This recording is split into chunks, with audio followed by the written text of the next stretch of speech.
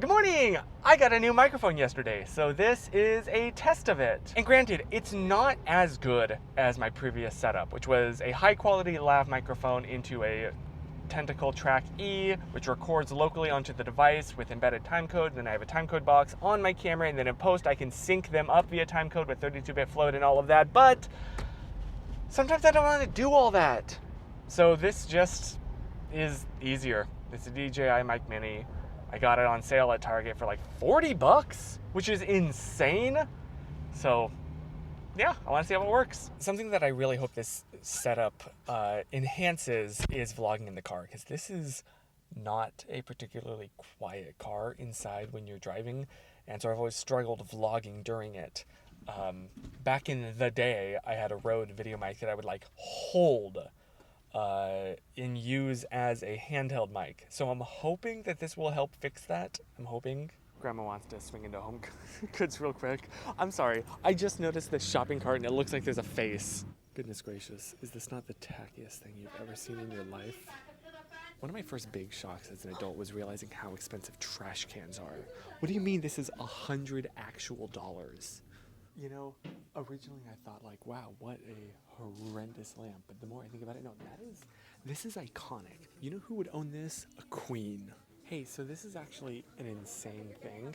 And I'm assuming this wasn't licensed because it's literally the unofficial.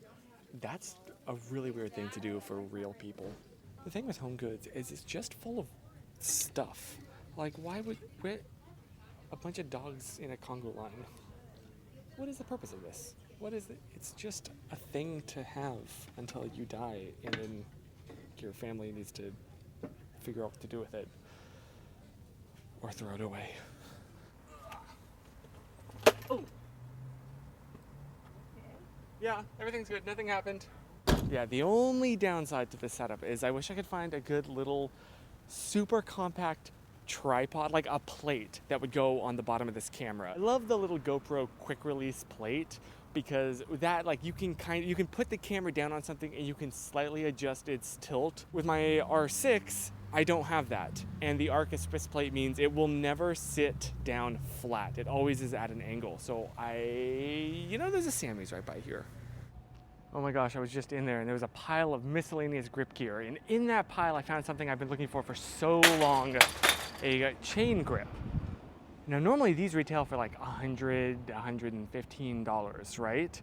It was in this pile with no price tag or anything. I asked the guy very casually, trying not to get too excited, like, hey, how much for that? He goes, talks to his supervisor. The supervisor says, just whatever you think it's worth. So he comes back to me and says, hey man, is 20 okay? Yes it is. So I just saved $100. Shout out Sammy's. Shout out that guy who I intentionally will not say the name of because he was wonderful and I don't want him to get in trouble. And so, well, no, I could not find a little like camera tripod thingy. I would absolutely consider this a success. I gotta go. I gotta get to work. So what did you think of this mic quality? Personally, I really like how small and compact everything is. I just feel a little bit more comfortable pulling this out in public. Let me know what you think, and I will see you in my next test, which will probably be this mic with my GoPro. Bye! I gotta drive now.